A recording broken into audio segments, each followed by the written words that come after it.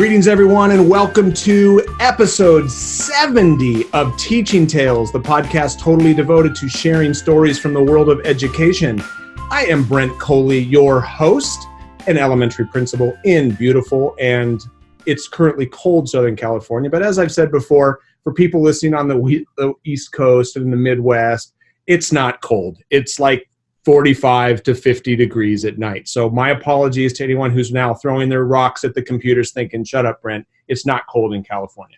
So joining me today, I tweeted before, I don't know if you saw this, Ann. I tweeted and said, I get to record again with the one, the only, Ann Kozma. Ann, how are you? Hi, my friend. I am so excited to be back with you on Teaching Tales for episode 70. I cannot believe it. Congratulations. So awesome. Thank you. So I was looking back through the website, and the old is episode 25. Hey. So if my math is correct, that's 35 episodes. No, 45 episodes ago. Hey. So, and I had the idea, well, first of all, for anyone who didn't listen to episode 25, because even if they did listen to episode 25, your role has changed since then. So for anyone who's not already following your work online or is privileged to be friends with you like me, who is Ann Kozma? Give him a little snapshot. Oh my goodness. Well, the last time we spoke on the podcast, I was working as a TOSA, a teacher on special assignment, and I was supporting about 20 schools with the innovative and instructional use of technology in Fullerton, California. And coming up, a year and a half ago already, I joined Team Flipgrid, and my role is called an Educator Innovation Lead. So if you think of a coach, a specialist, a TOSA, a learning leader, a cheerleader, a teacher helping teachers, that is what I have the great honor of doing. I work on the engagement team with incredible educators, Jess and Jornay, and we are partnered with George and Adam and Joey on the Flipgrid engagement team. But our job is to support educators, cheer on educators, amplify the incredible things educators are doing. I love to say we share, showcase, and celebrate student voice, and that's something I'm super passionate about, and I love that I get to be a teacher helping teachers every day. Well, you have been a teacher who has helped my teachers at our site, and that's kind of what prompted, like, oh my gosh, I need to have Ann back on, because we're recording this early December, I think it was November 1st, we had a professional development day at our school, and I asked you, and you thankfully did this, you were able to spend about an hour and a half virtually with our teachers, showing them how they can use Flipgrid to do what you've just said, to amplify student voice. And I want to tell you that so we're literally like a month and 2 days, since that time, our teachers have really, it's been so exciting. They have embraced it.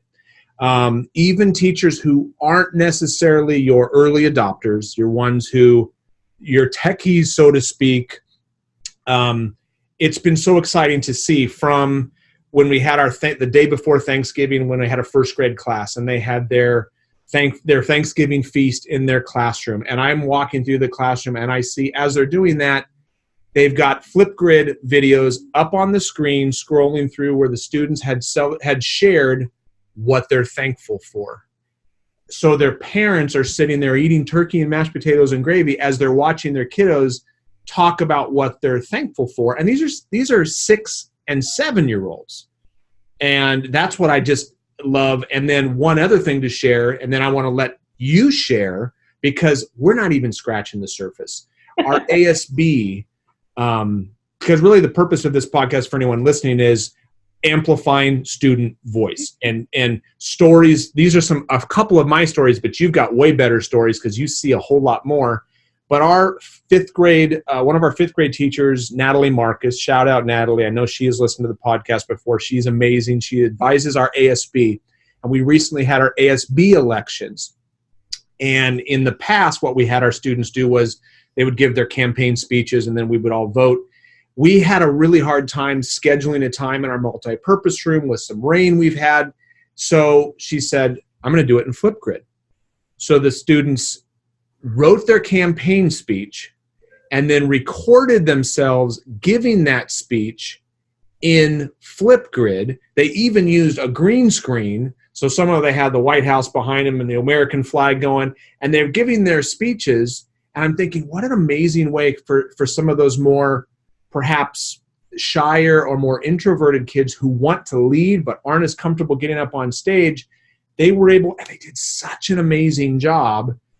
And then the link was sent out to the Flipgrid. All the different videos were watched in classrooms, and then we sent out a form that students could vote on the form. So it was just another way that we amplified the voice, and what I liked about it, amplifying the voice of those quieter kids, those introverted kids who maybe aren't as comfortable being up on stage, so to speak. So that's a couple stories from my perspective, but you are seeing, can you share some stories? What are teachers doing to amplify voice?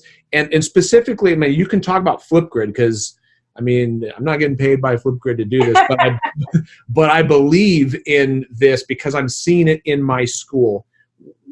What can this amazing tool be used to amplify voices? How can it be used?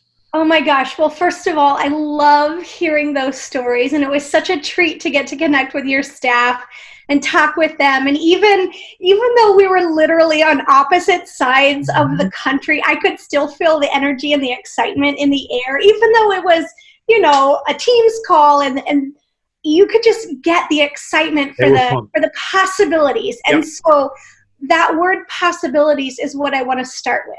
Yeah. You just shared a really great story about not only the special moments a learning community can experience, the families that are an important part of every learning community, and empowering student voice extends beyond the four walls of a classroom. So I love hearing that families get to hear and join in that celebration of voice as well. And then hearing about how you used Flipgrid to run your ASB campaign, it comes back to pathways. You gave students who might not want to stand in front of a crowd, who might not feel comfortable with a microphone in their hand or right in front of their face. You still gave them an authentic opportunity to share who they are with an authentic audience, which is their peers, their classmates, their learning community. And when I say share, celebrate, share, celebrate, and showcase student voice, that's what my why was in the classroom.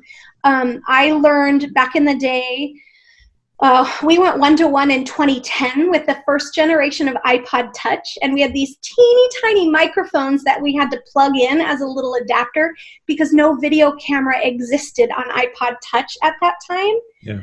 But I let my students start sharing and recording, and for us it started with book talks, and it was so simple. And so that is a really great, easy entry-level point that we see a lot of folks share about. And I don't mean entry-level in any negative or lacking way, because I am obsessed with books. I'm obsessed with bringing literature to life, and so that is so powerful. Whether it's a one-device classroom where they have a reading station set up, or you have kids doing book talks after book talks after book talks as an alternative to a reading log, for example. I've seen school-wide grids where it's almost like a celebration similar to Reading Rainbow videos where they're book talks and recommendations, and then the QR codes are printed out and added to library books within an entire school community. So the peers are celebrating their authentic reading lives with their peers, and that's so cool. I love that. Yeah. I absolutely love that. If I can just interject, if I may. Yeah. Because I was thinking a similar idea, because my students, when I was teaching 5th grade, we had a book blog where when they finished a book, they would just do it wasn't a 5-paragraph. It was just, this is kind of almost like sell the book. Sure. Is this something that your friends should read? Because I think teachers, if you've ever gone to your library, have you ever seen a student stand in front of the large shelves wondering, what should I get? I mean, that's like the age-old problem. But if you did something, the idea on the book blog was they could write about it, but here. Now, they could still write about it, and then they could record themselves. I mean, so you can incorporate the writing, you can incorporate the speaking, and then it's imagine that growing throughout the year. So every time they finish a book, boom, boom, boom, boom, boom, boom. And at the end of the year, you've got 300 different QR codes or 300 different videos of books that they can. That just gives me goosebumps thinking. Yeah, and exponentially, just the way that a school community could use that to celebrate reading and literacy alone, it's endless possibilities. And you mentioned not only the like oral language fluency, the speaking aspect, but they could utilize Flipgrid features like adding text, and it could be text-based. So another example, we see a lot of students who are doing like peer editing or peer feedback with the way they might be participating in a writing process where they read aloud their first draft, have peers offer suggestions, reflections. Hey, consider this. How does your voice come across here? Add a detail here. Or even students to self-monitor their writing as they're going through the writing process. There was a really powerful tweet I saw within the last few months about an educator who said her own son was a reluctant writer, and his teacher let him read his writing aloud on Flipgrid to practice, and he felt so much more comfortable and confident sharing his writing that way that he even went on to create like a blooper reel if he had, messed up while he was recording. But imagine, sometimes teachers have their own kids in the school system, and you get to see an insight not only when you're using a tool, but when your family member starts using it in their learning experience, or you as a family use it to empower your students. That tweet was so inspiring, and it was somebody who was talking about her own son. And another story like that just gives me all the feels is one of our good friends, Christine McKee, up in Alberta, Canada. And her story is about her own son as well, who had a severe speech delay. And she started using Flipgrid. She supports about 96 schools in her community as a coach. So she knows about Flipgrid. She shares it with her learning community, but she started using it with her own son to give him an opportunity to practice. And he just came alive and started using Flipgrid not only to develop his language fluency and his speaking skills, but now he's extended into playing Minecraft, and he talks up a storm. And she was just featured on a news story in Canada about how she's using Flipgrid to empower authentic voice, not only in her learning community, but in her family as well. And so stories like that are just, I'm serious when I say this. I basically cry every day that I look at Twitter because they're happy tears. Yeah. And when I say I'm inspired every single day by educators, I mean that to the very core of my being with who I am, because teaching is a hard job.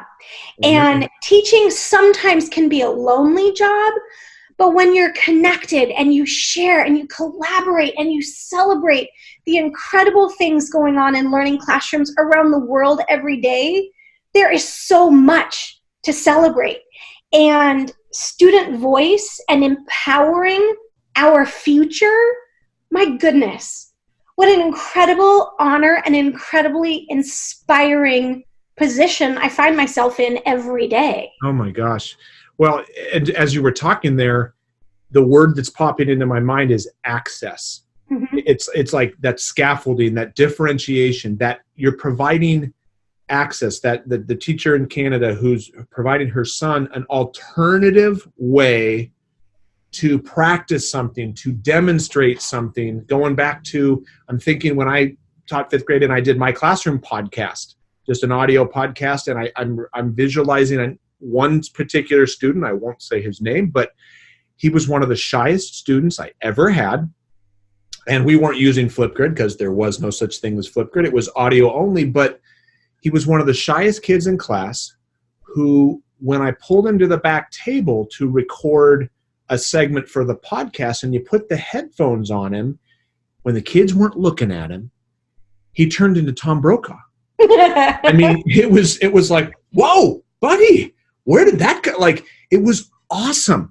And I liked to use that example, and sometimes I would play that clip when I would do a podcasting session at a conference or something like that. Like, for anyone thinking that only the GATE kids or the advanced kids can do this, listen to, like, this kiddo here would not be one who he struggled, and he wasn't the most articulate, but something happened when you gave him a different way to demonstrate what he knew.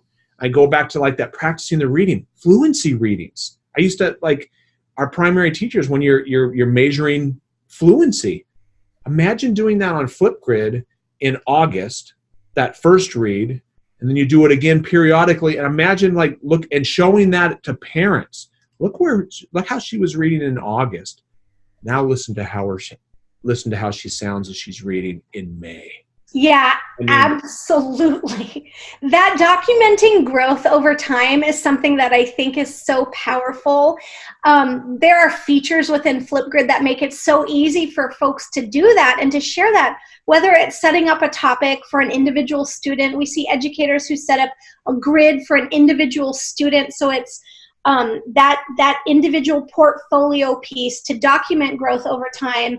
Or even if it's like a cold read on Monday, a practice on Wednesday, and a read on Friday, you know, an educator could make a mixtape and document September's, like, fluency, October, November, December, pull that out at parent-teacher conference time and say, check this out. Yeah. I mean, what an incredible opportunity for students to share. And you're talking access.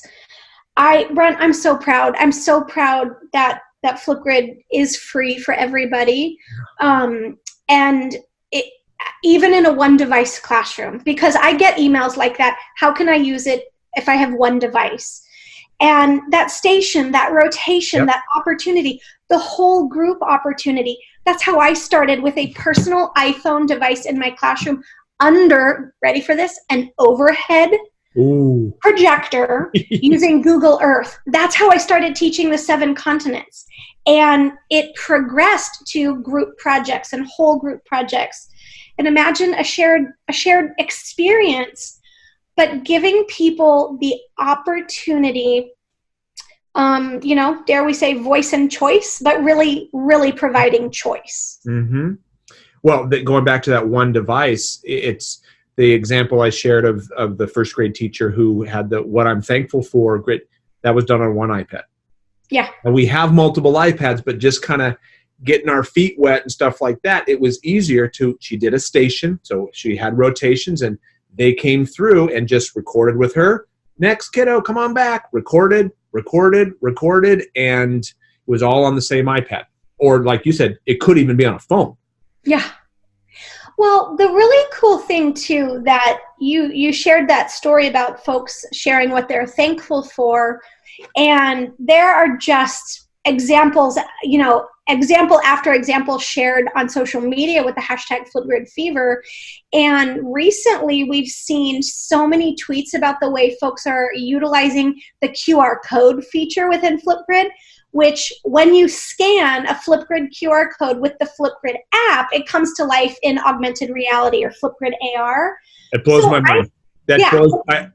I'm seeing that, and it's like, tell me more, Ann. I've seen some of those clips, and I'm like, oh my gosh, tell me some stories about how people are doing that. Okay, so I've got 3 really quick examples. Yes. One of them that's so cool is there was an educator, Carolyn French, who is must be in like a dual immersion English Chinese instruction. And so she has these her students printed out, and then in each hand there's a Flipgrid QR code, and if you scan in one hand, it's the story in English, and if you scan in the other hand, it's the story in Chinese, as these students are acquiring new language skills, which blows my mind. Any bulletin board can come to life. We love to think, it's magic. It's that student voice being magic, but it's coming to life in a brand new way when you print out that Flipgrid QR code that's automatically created for every response. Another really cool thing we've been seeing lately, and I gotta give every teacher out there credit for this, because we've been seeing it lately on Twitter, educators who are cloning themselves. And what I mean by that is, imagine you're doing, I did like response to intervention, rotation groups, working with a small group. Some students were working independently. Other students might have been working in a different part of the room. We see educators sharing QR codes in different station rotations around the room, where it's them giving the directions, or reinforcing a skill, or reteaching something. And that can be as simple as a teacher sitting in front of their computer, logging into Flipgrid and spending 5 minutes recording 5 different videos, yep, and plastering those QR codes around the room. So that's a super easy way. And then a really, really sweet one, especially since we just finished, Thanksgiving, and so many folks are rolling into tons of holidays in the next, 2 months. Imagine just a simple, kind word being shared. Sometimes teachers pick up the phone and call home and share positive calls home, or sometimes it's, hey, I got to talk with you about something that went on. But imagine if you record a positive message on Flipgrid and print out that QR code and send it home with your student, or mail it to them, for goodness sake, as a surprise in the mail. What family, what student wouldn't feel so special, so valued, and encouraged as a member of a learning community? Oh my gosh, I talk about the feels. I mean, I'm thinking, the little note home. Just I'm picturing, here you go, Daniel. Take this little Flipgrid, like, dear mom, watch this. I mean, just something like that, like with a smiley face or something, and then picturing, because I try to do those good news calls of the day, which have such a positive impact on the kids, but I would argue just as much, if not more, on the parents. And it's great to hear the principal's voice, but imagine if you heard my voice, but also saw the expression on the face from the teacher or something like that, being like, I just want to say how awesome your kiddo is. If you got like you said, getting emotional about what I saw, I was, oh my gosh. And then you watch that over and over and over and over. That's amazing. So as a kid in elementary school in Texas in the 80s, I remember my teachers sending home what were called smilograms. And just a moment, it takes a moment for us to do, but the impact and the encouragement and the positive reinforcement. Talk about building a culture that celebrates and really puts action to words when you're talking about amplifying student voice and celebrating and valuing it. My goodness, as a classroom teacher and as a TOSA and in my role now, that's just something that's so special, and I continue to see every day, is every unique member in a classroom. Every individual. We don't all learn the same way. Those aha moments don't happen at the same time. But I just always, it's like my soapbox moment is to just celebrate the process. Yeah. And as a first grade teacher, sometimes it wasn't till the spring, till all those things came together and the kids transitioned into reading. And we would work and work and work and celebrate that. And oh my gosh, Brent, I have so many memories in my own classroom. Like, I'm feeling all the feels right now on the day that it clicked.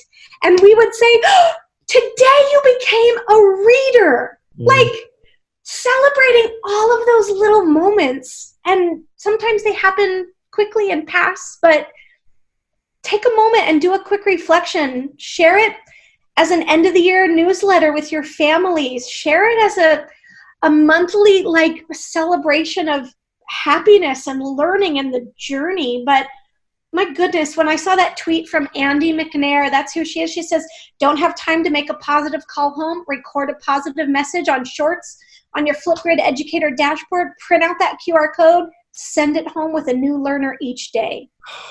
So you do it. So you would do it in the Shorts. Yeah, so the cool thing is Shorts is an incredible feature. We love to say create here, share everywhere. And it is that creation tool that's embedded within every educator's Flipgrid account. Okay. And it's so simple to use. It's the exact same camera features that you would use on any Flipgrid recorder experience.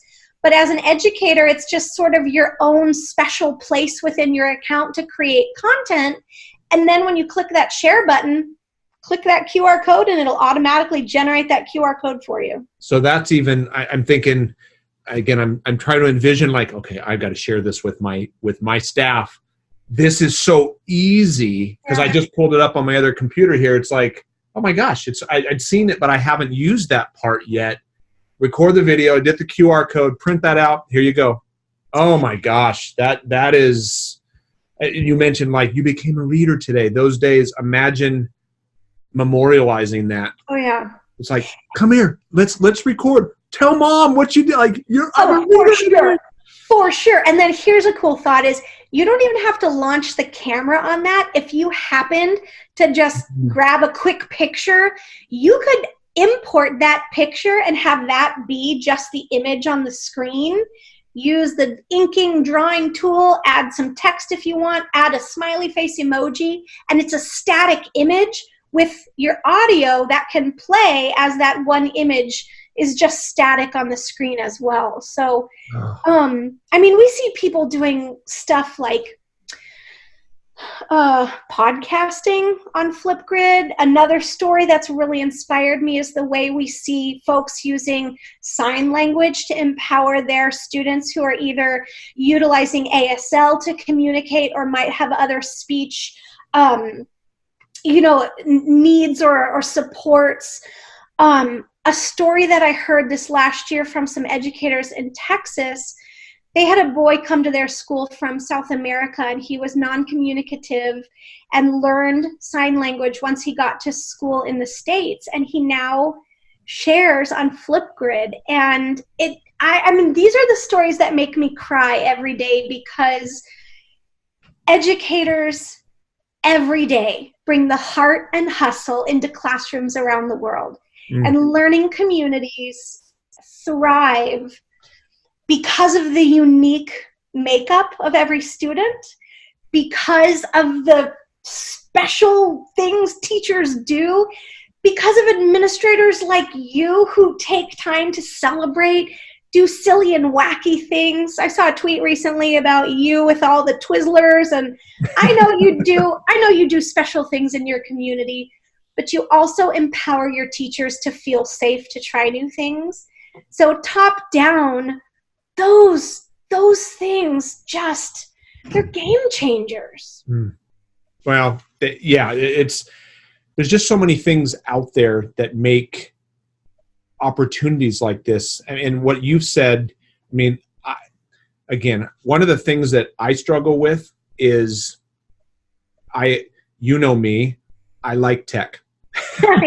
And I'm known by like a lot of my teachers. Oh, well, you're the tech guy. Well, you're like, well, that's Brent. Well, Brent, of course, Brent can, which isn't the case. This is something like anybody can do this. And like you mentioned, the Shorts here on Flipgrid, or the one teacher that we talked about in first grade, who's not necessarily not one of our ones who was always, but she was excited about it after hearing what you shared in November, and she has been leading the parade now, which is so awesome to see. I wanted one thing that you mentioned about the bulletin board coming alive. Mm-hmm. I saw one of the tweets that you had shared in one of your Wakelets was, as a former fourth grade teacher as well, Regions of California is something that that we do. So one of the ones, I don't know if you remember this one, but it was a map creation that a student had, that the teacher had done like a sample, like it looked like the assignment was create a map, create a country or something like that with the geographical features and all that kind of stuff. And I'm thinking back, in fourth grade, we learned about the regions of California, the Central Valley, the mountains, the coast, the desert. Imagine doing an assignment where the kids created their map, but not just put it on the bulletin board. Okay, so we did this and we put it on a bulletin board, as I so often did, which, wow, it may look pretty, but where's the learning beyond that? Or anyone looking at that, what is the viewer going to get out of that? But what I saw, do you know which one I'm talking about? Yeah, I have it on my screen. I just found it. Yeah, where the QR code was the teacher. Imagine doing that where the student creates the map. So anyone listening, imagine you've had your students create something like a map, but rather than then saying, here you go, Mr. Coley, I'm done, put it on the bulletin board, have them create a video walking, like being a tour guide, showing people around the map. Now here's the desert, here's the coast here, and talking about the different features that they've made in their map, recording that, and then putting the little QR code in the corner of that map. And the one that you got up on your screen now that I saw was that augmented reality. Yeah. Boom. Now imagine the kiddo now reading about and showing, look what I created, and telling, imagine that at open house. Yeah. Imagine moms and dads seeing it. Because it would be new. It gets away from the take-home project idea where the parents built it. Let's be honest. A lot of the projects that come home, the parents are the ones doing the work, and then it's displayed at open house, and parents are like, yeah, I've seen this. I built it. So it's so interesting that you talk about like how, if it's a new feature or if folks are not used to seeing QR codes in the room. When we started using them at my school, and then when I was a TOSA, and even now in trainings that I do, I say to people, be an advocate for what that is. Because if folks don't know what a QR code is or that it links to some other content, I remember in my own back to school nights in my classroom, I would say to my families, check this out. Let me show you how this works. This is called a QR code. It's like a shortcut to other content.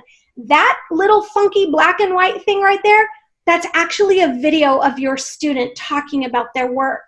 And so if folks don't know what it is, I always made a little display that was like the quick steps of how to use this, how to scan this, what this is. Good idea. And be an advocate for it. Otherwise, somebody's going to walk by and not realize the magic that's there waiting to come alive. Yeah, yeah. And I think, they are becoming more and more, I just think Flipgrid, it's becoming more and more commonplace. I mean, we see them. Hold on, my phone is ringing. I'm going to. No worries. Just while that's going on too, Brent, I'm going to talk about, It was Ricky Koga, Mr. Koga's class, talking about the augmented reality feature on his, so what the kids did is they self-made maps and talked about the landforms that they were discussing and learning about in class. And then the students read narrative stories about being an explorer on their own island. And that's what came to life in the augmented reality tweet that he sent out.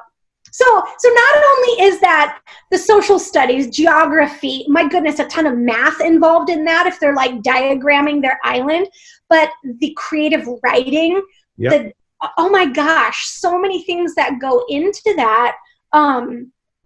But what a fun way to celebrate. I also go back to like all of the charts I made as a first grade teacher.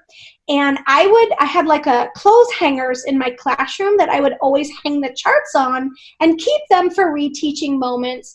But imagine, again, take 45 seconds at the end of the day, do a quick reteach.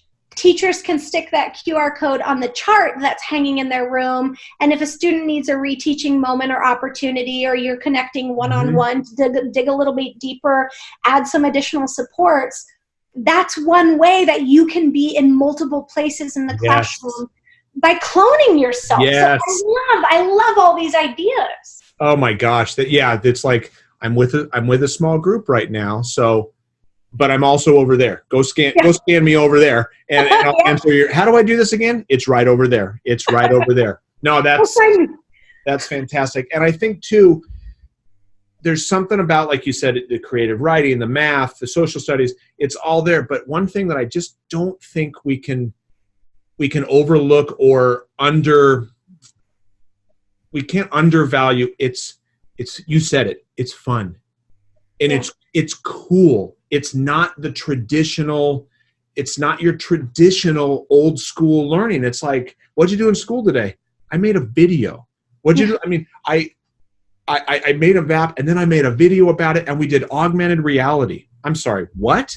Yeah. I mean, many of the parents are going to be like, I don't understand, because we didn't grow up with anything like that. Yeah. So, well, and think about the learning curve too. I remember the first experience I ever had with augmented reality was at Q many years ago, when somebody busted out a $20 bill and an app called Erasma. Mm-hmm. And you hovered over that $20 bill and watched the money come to life and this music video play. And I started using that in my classroom, giving my students the opportunity to explain part plus part equals whole with any math strategy they knew. And I recorded them.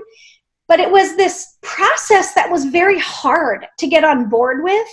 And one thing I love so much about the AR feature in Flipgrid is educators don't have to do anything except click that print button. Yeah. Or have a student add a response to a grid. It is magically done for you, right? So there's just endless possibilities. I just thought of another story that just completely warms my heart. There was an educator recently, Sarah Lewis, Mrs. Lewis III, and she tweeted out a picture and said, when your student can speak to their parents in their native language during parent-teacher conferences. I saw that. Magic. Thank you. So 87% of my students were English learners, right? I spoke enough Spanish to be able to communicate with my families, but sometimes there are language barriers. Yeah. And imagine the celebration of authentic voice when you say to a student, that's fine. If you want to choose, a language you feel comfortable speaking in, share in that. That's fine with me. There are incredible tools that we can utilize. If you wanted to utilize the immersive reader that's built into Flipgrid and have somebody translate the topic prompt, that is built right within Flipgrid. So it's just a celebration of people, right? That's kind of happening with all of these opportunities, and learning looks different everywhere, and learning looks different every day, and learning is not always point A to point B. There's 1,000 stop-off points in between, and it's a journey and it's a process. And I love that Flipgrid just provides so many pathways to celebrate along the way. And that would be my takeaway. Or I always say, it's like, so what's the moral of this story? It's like, you just said it, you beautifully. It's everyone gets there at different times. They take different paths. Flipgrid, or you're providing different opportunities for kids to demonstrate, maybe in English, maybe in their primary language. We just did something very similar to, I saw that tweet that you were talking about the kids talking to their parents. We did something similar with some of our English language learners, and we were doing goal setting with our ELEC, brought the parents in, and the kids made Flipgrid videos about their goal setting. They were reading it and recording it, and then the parents got to come in and watch, hey mom, this is what I'm working on. This is what I want to get better in. And it was magical. It was magical. So I just want to thank you again for taking the time on November 1st to work with our staff, our teachers.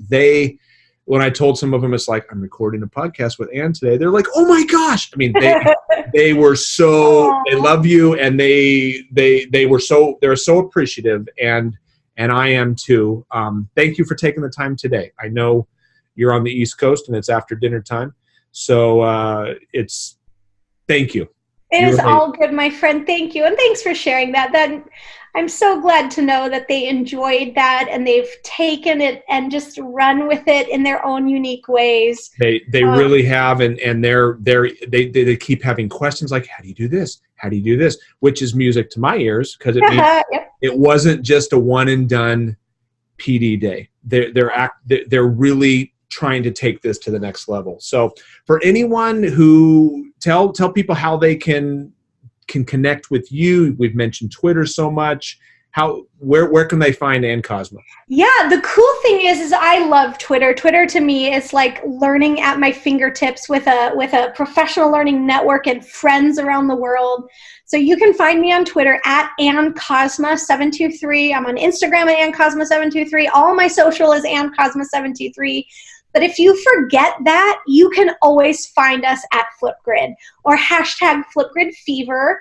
I do a lot of stuff on Instagram with Flipgrid as well. So if you're not connected on Instagram, find us at Flipgrid or use that hashtag Flipgrid Fever or Flipgrid AR. Twitter, there's Facebook communities. We're everywhere because we feel like learning is always better together. Oh, I could not agree more. And this has been 70 episodes. I'm going to tell you, this is toward the top, is at the top of the list. Honestly, I'm like, I can't wait to go listen to this again because there's so much good stuff in here. And I'll be sharing this one with my staff too, because they're going to love to listen to it too. So Ann, you are awesome, my friend. Thank you so much for what you do. You are so welcome. To all of your listeners, thanks for hanging with us. And truly, I mean it when I say it, we're better together. So we will see you out there on the Twitter sphere and on the grid. Awesome. And everyone, thank you so much for listening. If you haven't done so already, make sure to subscribe. Remember, we're in iTunes, Google Play, Spotify. We're in Stitcher. You can also find the podcast on my website at brentcoley.com. If you're looking for a good read or you like the stories that we share, some of the stories we share here, you can check out my book, Stories of Edu Influence. That is at Amazon. Just look up Edu Influence, do a search for that. You'll find it. You can also find it on my website. Once again, Ann, you're awesome. Thank you so much. Listen.